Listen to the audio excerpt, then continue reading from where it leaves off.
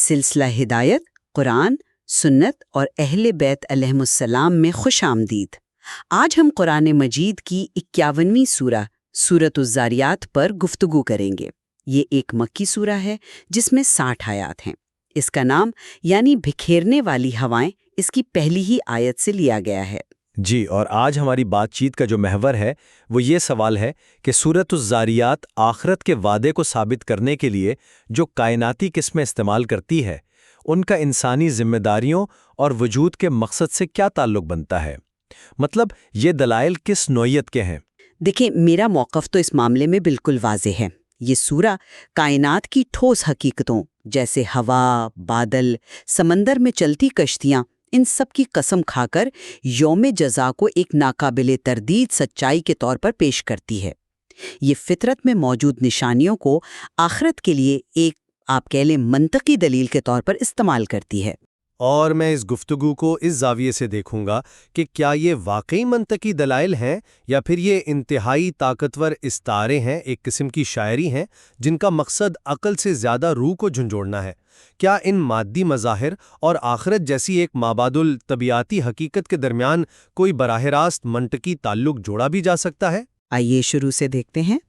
اللہ تعالیٰ فرماتا ہے وَالذَّارِيَاتِ ذَرْوًا، قسم ہے ان ہواؤں کی جو گرد و غبار اڑا کر بکھیر دیتی ہیں، فَالْحَامِلَاتِ وِقْرًا، پھر ان بادلوں کی جو پانی کا بوجھ اٹھائے ہوئے ہیں، فَالْجَارِيَاتِ يُسْرًا، پھر ان کشتیوں کی جو آسانی سے چلتی ہیں، فَالْمُقَسِّمَاتِ أَمْرًا، اور پھر ان فرشتوں کی جو حکم کے مطابق معاملات تقسیم کرتے ہیں۔ تو ابن القوا نے جب امام علی علیہ السلام سے ان آیات کا مفہوم پوچھا تو آپ نے یہی تفسیر فرمائی کہ ان سے مراد بالترتیب ہوائیں، بادل، کشتیاں اور فرشتے ہیں۔ اب ان 4 قسموں کے بعد جو جواب قسم ہے وہ یہ ہے، انما توعدون لصادق، بے شک جس چیز کا تم سے وعدہ کیا گیا ہے وہ سچ ہے۔ تو ابن القوا نے جب امام علی علیہ السلام سے ان آیات کا مفہوم پوچھا تو آپ نے یہی تفسیر فرمائی کہ ان سے مراد بالترتیب ہوائیں، بادل، کشتیاں اور فرشتے ہیں۔ اب ان 4 قسموں کے بعد جو جواب قسم ہے وہ یہ ہے، وَإِنَّ الدِّينَ لَوَاقِعٌ، اور بے شک جزا و سزا کا دن واقع ہونے والا ہے۔ یہاں ربط بالکل صاف ہے۔ جس طرح بارش مردہ زمین کو زندہ کر دیتی ہے، یہ ہماری آنکھوں کے سامنے روزانہ ہونے والا معاد کا ایک چھوٹا سا نمونہ ہے۔ یہ ایک ٹھوس، قابل مشاہدہ دلیل ہے۔ میں اس تشبیہ کی خوبصورتی کو تو بالکل تسلیم کرتا ہوں، لیکن اسے ایک خالص منطقی دلیل ماننے میں مجھے تھوڑا سا تعامل ہے۔ دیکھیے، بارش سے زمین کا زندہ ہونا ایک قابل فہم حیاتیاتی اور کیمیائی عمل ہے، ہم اس کے اسباب کو سمجھتے ہیں۔ لیکن ایک انسان کا مرنے کے بعد دوبارہ جی اٹھنا ایک بالکل مختلف، ایک مابعد المطبیعاتی دعویٰ ہے۔ تو کیا یہ ممکن نہیں کہ کوئی منکر یہ کہے کہ آپ 2 بالکل غیر متعلقہ چیزوں کو جوڑ رہے ہیں، ایک فطری عمل ہے اور دوسرا ایک معجزہ؟ تو کیا قرآن یہاں ایک عقلی ثبوت پیش کر رہا ہے، یا یہ ایک ایسا طاقتور پوئٹک ڈیوائس ہے جو سننے والے کو اس کی دنیا میں موجود عجائبات دکھا کر ایک بڑی حقیقت پر غور کرنے پر مجبور کرتا ہے؟ آپ نے اسے پوئٹک ڈیوائس کہا، لیکن میں اسے اس سے کہیں زیادہ سمجھتی ہوں۔ یہ صرف شاعری نہیں، یہ ایک اصول کی بات ہے۔ وہ ذات جو ایک نظام کے تحت مردہ زمین میں زندگی ڈالنے پر قادر ہے، وہی ذات ایک دوسرے نظام کے تحت انسانوں کو دوبارہ زندگی بخشنے پر بھی قادر ہے۔ نقطہ قدرت کا ہے۔ یہ مثال منکر کو یہ بتانے کے لیے ہے کہ جس خدا کی قدرت کے مظاہر تم روز دیکھتے ہو، اس کی قدرت کو اپنی محدود عقل کی بنیاد پر آخرت کے معاملے میں چیلنج مت کرو۔ یہ ایک ہی قدرت کے 2 مختلف مظاہر ہیں۔ اچھا، ٹھیک ہے۔ یعنی دلیل کا مرکز اللہ کی قدرت کا لامحدود ہونا ہے، نہ کہ دونوں اعمال کا ایک جیسا ہونا۔ یہ ایک اہم وضاحت ہے۔ بالکل، اور یہی خیال آگے بھی چلتا ہے۔ اگلی قسم آسمان کی ہے، وَالسَّمَاءِ ذَاتِ الْحُبُكِ، قسم ہے راستوں والے آسمان کی۔ حبک کا مطلب ہے وہ راستے، وہ جال جو کہکشاؤں اور ستاروں کے جھرمٹوں سے بنتا ہے، یعنی ایک انتہائی منظم، مربوط اور مستحکم کائنات۔ اس قسم کے فوراً بعد اللہ تعالیٰ انسانوں کی حالت بیان کرتا ہے، اِنَّکُمْ لَفِی قَوْلٍ مُخْتَلِفٌ، کہ تم لوگ شدید اختلاف اور تضاد بیانی کا شکار ہو۔ وہ نبی اکرم صلی اللہ علیہ وآلہ وسلم کو کبھی جادوگر کہتے، کبھی شاعر، کبھی مجنون، مطلب ایک بات پر ٹک ہی نہیں پاتے تھے۔ تو اللہ آسمان کے نظم کی قسم کھا کر ان کے فکری انتشار کو بے نقاب کر رہا ہے۔ یہ تقابل تو بہت گہرا ہے، لیکن میں اس کی تشریح شاید تھوڑی مختلف کروں گا۔ آپ کہہ رہی ہیں کہ خدا کو نہ ماننے کا لازمی نتیجہ فکری انتشار ہے، لیکن اگر ہم دیکھیں تو فکری اختلاف تو انسانیت کا خاصا رہا ہے۔ بڑے بڑے سائنسدان جو کائنات کے نظم پر متفق ہیں، وہ بھی تو اس کے وجود کے مقصد یا خدا کے بارے میں شدید اختلاف رکھتے ہیں۔ تو کیا یہ آیت ہر قسم کے فکری اختلاف کی مذمت کر رہی ہے، یا یہ صرف الخراسون یعنی ان لوگوں کی بات کر رہی ہے جو بغیر کسی دلیل اور علم کے محض اٹکل پچوں اور گمان کی بنیاد پر باتیں بناتے ہیں؟ کیونکہ آیت قتل الخراسون یعنی مارے جائیں اٹکل سے باتیں کرنے والے، وہ فوراً بعد آتی ہے۔ باپ کائنات کی سب سے بڑی سچائی یعنی اس کے خالق کا ہی انکار کر دیتے ہیں، تو آپ کا فکری نظام ایک مرکزی لنگر یعنی اینکر سے محروم ہو جاتا ہے۔ پھر آپ کی سوچ میں تضاد آنا لازمی ہے۔ منکرین مکہ کے پاس کوئی ٹھوس بنیاد نہیں تھی، اس لیے وہ ہر روز نئی بات کرتے تھے۔ ان کا اختلاف علم کی بنیاد پر نہیں تھا، بلکہ ہٹ دھرمی اور جہالت پر مبنی تھا۔ اس کے برعکس جو توحید کو مانتا ہے، اس کی فکر ایک مرکز کے گرد گھومتی ہے اور اس میں ایک ہم آہنگی ہوتی ہے۔ یعنی کائنات کا نظم ایک بیرونی حقیقت ہے اور توحید وہ اندرونی نظم ہے جو انسان کی سوچ کو ہم آہنگ کرتا ہے، اور اس کے بغیر انسان فکری طور پر بھٹکتا رہتا ہے۔ یہ ایک دلچسپ نفسیاتی اور روحانی دلیل ہے۔ جی، اور اسی فکری انتشار کے بعد قرآن ان لوگوں کا ذکر کرتا ہے جن کی زندگی میں مکمل ہم آہنگی ہے، یعنی متقین۔ فرمایا ان المتقین فی جنات و عیون، بے شک متقی لوگ باغات اور چشموں میں ہوں گے۔ پھر ان کے 3 اوصاف بیان کیے گئے۔ اول، کانوا قلیل من اللیل ما یہجعون، یعنی وہ رات کو بہت کم سوتے تھے۔ دوم، وبالاسحار ہم یستغفرون، اور سحر کے وقت استغفار کرتے تھے۔ اور سوم، وفی اموالہم حق للسائل والمحروم، یعنی اور ان کے مال میں سائل اور محروم کا حق تھا۔ یہ تینوں اوصاف، رات کی عبادت، صبح کی توبہ اور دن میں مالی حقوق کی ادائیگی، یہ تو ایک مکمل طرز زندگی کی تصویر پیش کرتے ہیں۔ لیکن یہاں سائل اور محروم کی تفریق بہت معنی خیز ہے۔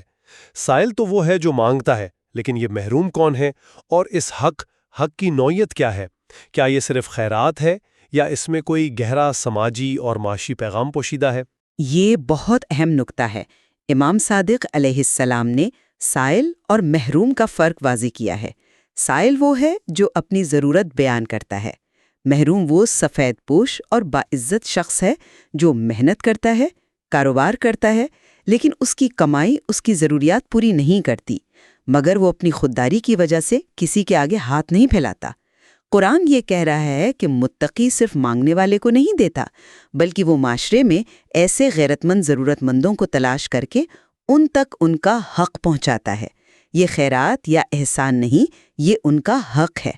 امام صادق علیہ السلام نے حق معلوم کے بارے میں فرمایا کہ یہ واجب زکوٰۃ کے علاوہ ہے، یہ وہ رقم ہے جو انسان خود پر لازم کر لیتا ہے کہ وہ روزانہ، ہفتہ وار یا ماہانہ ادا کرے گا۔ تو یہ تصور تو ذاتی تقویٰ سے بڑھ کر ایک پورے سماجی تحفظ کے نظام یعنی سوشل سیفٹی نیٹ کی بنیاد رکھ رہا ہے۔ یہ کہہ رہا ہے کہ تمہاری دولت صرف تمہاری نہیں، اس میں معاشرے کے ان لوگوں کا بھی حق ہے جو نظر نہیں آتے۔ یہ تو ایک انقلابی معاشی اصول ہے۔ کیا ہم یہ کہہ سکتے ہیں کہ تقویٰ کا اصل امتحان رات کی تنہائی کی عبادت میں نہیں، بلکہ دن کی روشنی میں معاشرے کے محروم فرد کے ساتھ آپ کے رویے میں ہے؟ میں کہوں گی دونوں لازم و ملزوم ہیں۔ ایک کا تعلق خالق سے ہے، دوسرے کا مخلوق سے، اور متقی کی شخصیت ان دونوں سے مل کر ہی بنتی ہے۔ رات کی عبادت اسے وہ روحانی طاقت دیتی ہے جس سے وہ دن میں مخلوق کے حقوق ادا کر سکے۔ اس کے بعد سورہ کائناتی نشانیوں کی طرف واپس آتی ہے، لیکن اب دائرہ اور وسیع ہو جاتا ہے۔ وَفِي الْأَرْضِ آیَاتٌ لِلْمُوقِنِينَ، زمین میں یقین کرنے والوں کے لیے نشانیاں ہیں۔ وَفِي أَنفُسِكُمْ أَفَلَا تُبْصِرُونَ، اور خود تمہارے اپنے وجود میں کیا تم دیکھتے نہیں؟ پھر فرمایا وَالسَّمَاءَ بَنَيْنَاهَا بِأَيْدٍ وَإِنَّا لَمُوسِعُونَ، اور آسمان کو ہم نے اپنے زور سے بنایا اور ہم ہی اسے وسعت دے رہے ہیں۔ یہ آیت وَإِنَّا لَمُوسِعُونَ اکثر پھیلتی ہوئی کائنات یعنی ایکسپینڈنگ یونیورس کے سائنسی نظریے کے ثبوت کے طور پر پیش کی جاتی ہے۔ یہ بلا شبہ ایک حیرت انگیز مطابقت ہے، لیکن یہاں ایک علمی سوال پیدا ہوتا ہے، کیا ہم جدید سائنس کو 1400 سال پرانی مقدس کتاب پر منطبق تو نہیں کر رہے؟ لفظ موسعون کا مطلب وسعت دینے والے بھی ہو سکتا ہے اور صاحب وسعت یا بڑی قدرت والے بھی۔ اگر ہم اسے صرف سائنسی معجزے کے طور پر دیکھیں تو کیا ہم اس آیت کے روحانی پیغام کو محدود نہیں کر دیتے؟ کل اگر سائنس کا نظریہ بدل گیا تو کیا آیت کی اہمیت کم ہو جائے گی؟ یہ ایک بہت معقول نقطہ ہے۔ تفسیر کرتے ہوئے احتیاط بالکل لازم ہے، لیکن بہت سے بڑے مفسرین نے اس کا ترجمہ وسعت دینے والے ہی کیا ہے۔ یہ قرآن کا اعجاز ہے کہ اس کے الفاظ ہر دور میں نئے معنی کے ساتھ سامنے آتے ہیں۔ اس کا بنیادی مقصد اللہ کی لامحدود قدرت کو بیان کرنا ہے، چاہے وہ قدرت کائنات کو پھیلانے کی شکل میں ظاہر ہو یا اس کی وسعت اور عظمت کی شکل میں۔ اصل پیغام یہ ہے کہ جس خدا کی تخلیق اتنی وسیع اور متحرک ہے، اس کے وعدوں پر شک نہ کرو۔ ان تمام نشانیوں، زمین، انسان کا وجود، تاریخ، پھیلتی کائنات، ہر چیز کا جوڑوں میں پیدا ہونا، ان سب کو بیان کرنے کے بعد ایک حتمی نتیجہ نکالا گیا ہے، فَفِرُّوا إِلَى اللَّهِ، پس اللہ کی طرف دوڑو۔ یہ حکم ففرو یعنی دوڑو، بھاگو، یہ بہت شدید اور فوری ہے۔ عام طور پر اللہ کی طرف آؤ یا رجوع کرو جیسے الفاظ استعمال ہوتے ہیں، یہاں بھاگنے کا حکم کیوں ہے؟ انسان کس چیز سے بھاگ کر اللہ کی پناہ میں جائے؟ کیا یہ لفظ انسان کی ایک ایسی بنیادی حالت کی طرف اشارہ کر رہا ہے جس میں وہ مسلسل کسی خطرے، کسی نقصان یا کسی بھٹکاؤ میں ہے جس سے فوری فرار ضروری ہے؟ آپ نے بالکل صحیح پکڑا ہے۔ یہ لفظ بتا رہا ہے کہ شرک، گناہ، جہالت اور غفلت کی دنیا ایک جلتا ہوا گھر ہے۔ یہ ایک قید خانہ ہے۔ اس سے نکلنے کے لیے آہستہ چلنا کافی نہیں، یہاں سے فرار ہونا ہے، دوڑنا ہے۔ یہ ایک روحانی ایمرجنسی کی کیفیت ہے۔ یہ فرار ہے جھوٹے معبودوں سے ایک سچے معبود کی طرف، اپنی خواہشات کی غلامی سے اللہ کی بندگی کی طرف، اور عذاب کے خوف سے رحمت کی پناہ کی طرف۔ یہ ایک مکمل ذہنی، عملی اور روحانی انقلاب کا مطالبہ ہے۔ تو یہ تمام کائناتی دلائل دراصل اس فوری اور انقلابی عمل کے لیے ایک تمہید تھے؟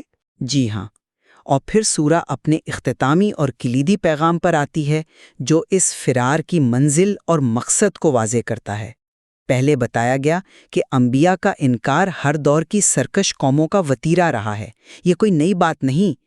پھر وہ آیت آتی ہے جو جنوں انسانوں کی تخلیق کا مقصد بیان کرتی ہے، وَمَا خَلَقْتُ الْجِنَّ وَالْإِنسَ إِلَّا لِيَعْبُدُونَ، میں نے جنوں اور انسانوں کو صرف اس لیے پیدا کیا ہے کہ وہ میری عبادت کریں۔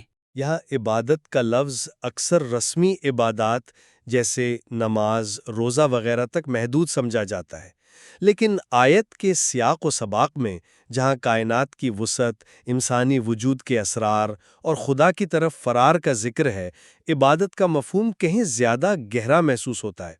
کیا لیعبدون کا مطلب تاکہ وہ میری معرفت حاصل کریں، یعنی لیعرفون بھی لیا جا سکتا ہے؟ کیونکہ اصل مسئلہ تو خدا کو پہچاننے کا ہے۔ جو پہچان لیتا ہے اس کے لیے تو پوری زندگی ہی عبادت بن جاتی ہے۔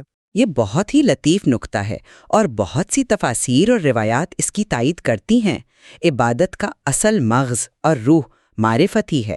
بغیر معرفت کے عبادت صرف ایک بے روح جسم ہے۔ تخلیق کا مقصد یہ ہے کہ انسان اپنے خالق کو پہچانے، اس کی صفات کو سمجھے اور پھر اس پہچان اور محبت کے نتیجے میں اپنی زندگی اس کی اطاعت میں گزارے۔ اللہ کو ہماری عبادت کی ضرورت نہیں۔ ما اريد منہم من رزق، میں ان سے کوئی رزق نہیں چاہتا۔ یہ عبادت، یہ معرفت خود انسان کے اپنے روحانی ارتقاء اور کمال کا سفر ہے۔ جو اس مقصد سے منہ موڑتا ہے وہ خدا کا کچھ نہیں بگاڑتا، وہ اپنی ہی ذات پر ظلم کرتا ہے اور خود کو اس انجام سے دوچار کرتا ہے جس کا وعدہ کیا گیا ہے، فَوَيْلٌ لِّلَّذِينَ كَفَرُوا مِنْ يَوْمِهِمُ الَّذِي يُوعَدُونَ۔ تو آج کی گفتگو کا خلاصہ یہ ہے کہ سورۃ الذاریات آخرت کے وعدے کو ثابت کرنے کے لیے ایک کثیر الجہتی مقدمہ پیش کرتی ہے۔ یہ ہمیں فطرت کے قابل مشاہدہ حقائق سے لے کر کائنات کے عظیم اسرار اور خود ہمارے وجود کی گہرائیوں تک غور و فکر کی دعوت دیتی ہے تاکہ ہم اپنی تخلیق کے حتمی مقصد کو پہچان سکیں۔ اور میری نظر میں یہ سورہ اس بات پر زور دیتی ہے کہ ایمان صرف چند عقائد کو مان لینے کا نام نہیں، بلکہ یہ ایک فکری انقلاب ہے جو انسان کو منتشر سوچ سے نکال کر ایک مربوط اور بامقصد زندگی کی طرف لاتا ہے۔ یہ کائنات کے بیرونی نظم اور انسان کے اندرونی نظم کو ہم آہنگ کرنے کی دعوت ہے، جس کا عملی ظہور خالق سے گہرے تعلق اور مخلوق کے لیے بے لوث خدمت کی شکل میں ہوتا ہے۔ یقیناً اس سورہ کے مضامین پر غور و فکر کے دروازے ہمیشہ کھلے ہیں، اور ہر سوچنے والے ذہن کے لیے اس میں ہدایت کے خزانے موجود ہیں۔ اور یہ حقیقت ہے کہ مختلف زاویوں سے ان آیات کو سمجھنے کی کوشش ہمیشہ علم اور بصیرت کے نئے افق روشن کرتی ہے، اور ہمیں اپنے ایمان کو محض وراثت کے طور پر نہیں بلکہ ایک سوچی سمجھی حقیقت کے طور پر اپنانے میں مدد دیتی ہے۔